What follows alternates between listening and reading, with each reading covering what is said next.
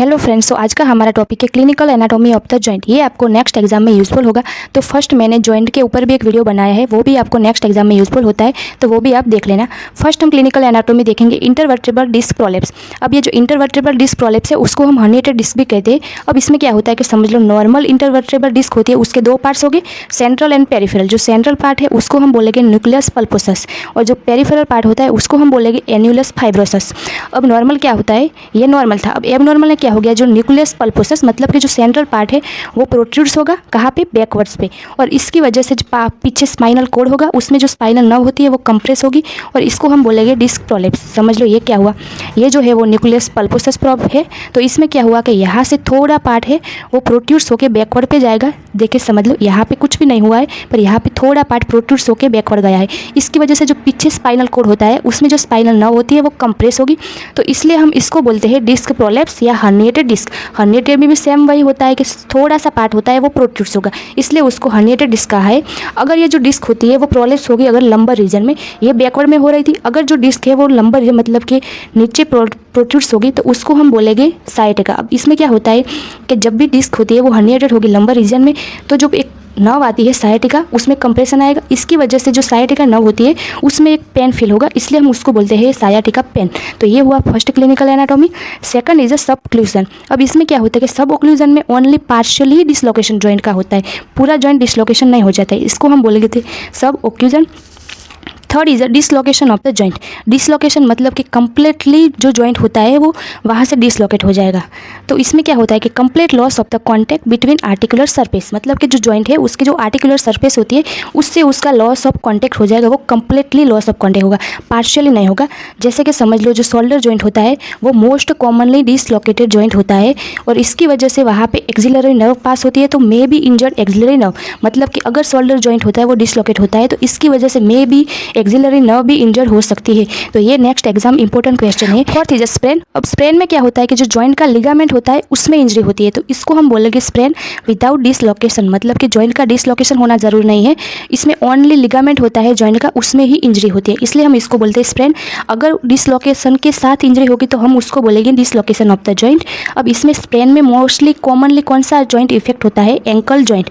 Dislocation of the joint में shoulder joint commonly dislocate होगा, और स्प्रेन में कॉमनली एंकल जॉइंट होता है वो इफेक्ट होगा। इसमें क्या होता है कि सडन आप ट्विस्टिंग कर लोगे या ऐसा कुछ करते हैं, इसकी वजह से जो वो कॉमनली एंकल जॉइंट इफेक्ट होता है। तो आपको याद रखना है, ये भी एक नेक्स्ट एग्जाम इंपॉर्टेंट क्वेश्चन है कि कॉमनली स्प्रेन में एंकल जॉइंट इफेक्ट होता है।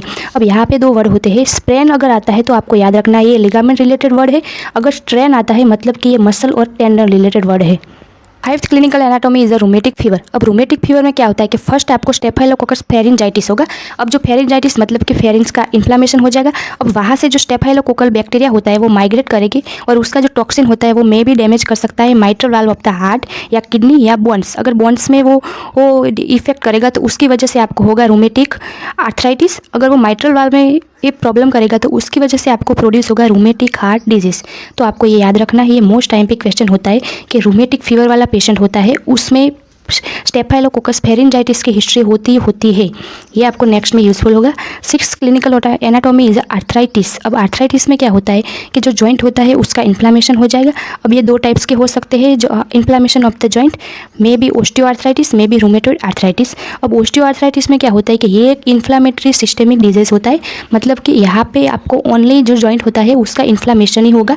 अब इसमें क्या हो जाता है कि जो साइनोवियल मेम्ब्रेन, मतलब कि जो जॉइंट में एक साइनोवियल मेम्ब्रेन प्रेजेंट होती है वो थिक हो जाएगी, इसकी वजह से आपको पेन फील होगा। तो ये मेनली जो ओस्टियोआर्थराइटिस होता है वो स्मॉल जॉइंट में ही होता है। Second is a rheumatoid arthritis. अब ये रूमेटॉइड आर्थराइटिस क्या होता है, ये एक इन्फ्लामेटरी डिजीज नहीं है, पर ये एक डीजनरेटिव डिजीज होता है रूमेटॉइड आर्थराइटिस, मतलब कि टाइम टू टाइम जो जॉइंट होता है उसका डीजनरेशन होगा। Articular cartilage wear out. अब यहाँ पे क्या होता है कि यहाँ पे जो साइनोवियल मेम्ब्रेन थी उसमें जो साइनोवियल फ्लूइड था वो थिक हो जा रहा था, यहाँ पे जो आर्टिकुलर कार्टिलेज होता है वो निकल जाएगा, इसकी वजह से आपको पेन फील होगा, इसको हम बोलेंगे रूमेटॉइड आर्थराइटिस। ये मेनली लार्ज जॉइंट में ही होता है, ये स्मॉल जॉइंट में होगा, ये लार्ज जॉइंट में, जैसे कि हिप जॉइंट या शोल्डर जॉइंट ऐसे जॉइंट होते हैं, वहाँ पे रूमेटॉइड आर्थराइटिस होता है। 7 इज अ बर्साइटिस। बर्साइटिस मतलब इन्फ्लामेशन ऑफ द बर्सा। अब ये 3 टाइप्स के हो गए, pre patellar bursitis, olecranon bursitis and sub acromion bursitis. तो इसका जो कॉमन नेम है वो आपको याद रखना है, ये नेक्स्ट एग्जाम में मोस्ट यूजफुल होता है। फर्स्ट जो प्री पटेलर बर्साइटिस होते हैं उसको हम बोलते हैं हाउसमेड स्नीज। अब इसमें क्या होता है कि जैसे फीमेल होती है वो अपने नीज पे वो पोछा लगाती है, तो इसकी वजह से जो बर्सा होता है उसमें इन्फ्लामेशन हो जाएगा। इसकी वजह से जो प्री पटेलर बर्साइटिस होता है उसको हम बोलते हैं हाउसमेड स्नीज। Second is olecranon bursitis. इसमें क्या होता है कि जो स्टूडेंट एल्बो होता है वो बोलते हैं हम इसको, क्योंकि जो स्टूडेंट होते हैं वो ऑलवेज लिखते रहते हैं, तो इसकी वजह से जो ओलेक्रोनन होता है वहाँ पर जो बर्सा होता है उसमें इन्फ्लामेशन हो जाएगी, इसलिए जो ओलेक्रोनन बर्साइटिस होता है उसको हम स्टूडेंट एल्बो बोलेंगे। थर्ड इज सब एक्रोमियन बर्साइटिस। इसमें क्या होता है कि जो सब एक्रोमियन बर्साइटिस अगर आपको होता है तो वहाँ पर आपको शोल्डर पेन फील होता है, तो ये मोस्ट इंपॉर्टेंट है, आपको याद रखना है ये। It is a septic arthritis. अब ये जो सेप्टिक आर्थराइटिस होता है उसमें क्या होता है कि जो मेटाफाइसिस होती है वहाँ पे कैप्सूल होता है इनक्लोज, मतलब कि जो मेटाफाइसिस होती है उससे जो कैप्सूल होती है वो बहुत नज़दीक होगी। इसकी वजह से क्या हो गया कि अगर इन्फेक्शन होता है जॉइंट में तो वो ईजिली स्प्रेड हो जाएगा मेटाफाइसिस में। इसकी वजह से आपको एक क्लिनिकल एनाटॉमी प्रोड्यूस होगी जिसको हम बोलेंगे सेप्टिक आर्थराइटिस। अब सेप्टिक आर्थराइटिस में क्या होता है कि जॉइंट्स में अगर कोई इन्फ्लामेशन हो रहा है तो इसकी वजह से आपको मेटाफाइसिस में भी इन्फेक्शन होगा, इसको हम बोलेंगे septic arthritis. 9th is joint stiffness. अब यहाँ पे क्या होता है, ये मोस्ट यूजफुल क्लिनिकल एनाटॉमी होती है, ये आपको क्लिनिक में भी यूजफुल होगी और नेक्स्ट एग्जाम में भी यूजफुल होगा। मेनली कोई अगर जॉइंट स्टिफनेस का पेशेंट आ रहा है तो उसको स्टिफनेस मेनली समर में ही इतनी नहीं होती है जितनी उसको विंटर में होती है। विंटर में क्या होता है कि कोल्ड होगा, कोल्ड की वजह से जो साइनोवियल फ्लूइड होता है उसकी विस्कोसिटी इंक्रीज हो जाएगी, इसकी वजह से जो साइनोवियल फ्लूइड होता है वो थिक हो जाएगा। अगर थिक हो रहा है मतलब कि उसकी मोमेंट भी लेस होगी, मतलब कि वहाँ पे पेशेंट को स्टिफनेस फील होती है। जैसे जैसे दिन बढ़ेगा वैसे वैसे जो साइनोवियल फ्लूइड होता है उसकी विस्कोसिटी डिक्रीज होगी और इसकी वजह से वो जो साइनोवियल फ्लूइड होता है वो भी थिन होगा और इसकी वजह से स्टिफनेस भी डिक्रीज होगी। इसलिए मेनली मॉर्निंग स्टिफनेस ज़्यादा होती है। अगर मॉर्निंग स्टिफनेस वाला कोई पेशेंट है तो समझ लो वहाँ पे उसको जॉइंट स्टिफनेस इन कोल्ड में ही होगी, ना कि उसको समर में होगी।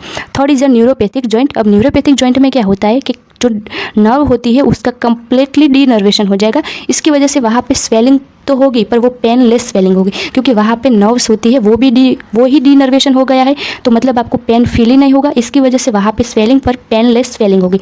तो ये जो सारी क्लिनिकल एनाटॉमी है वो आपको इन क्लिनिक में भी यूजफुल होगी, इन फ्यूचर आपको नेक्स्ट एग्जाम में भी यूजफुल होगी। Thank you.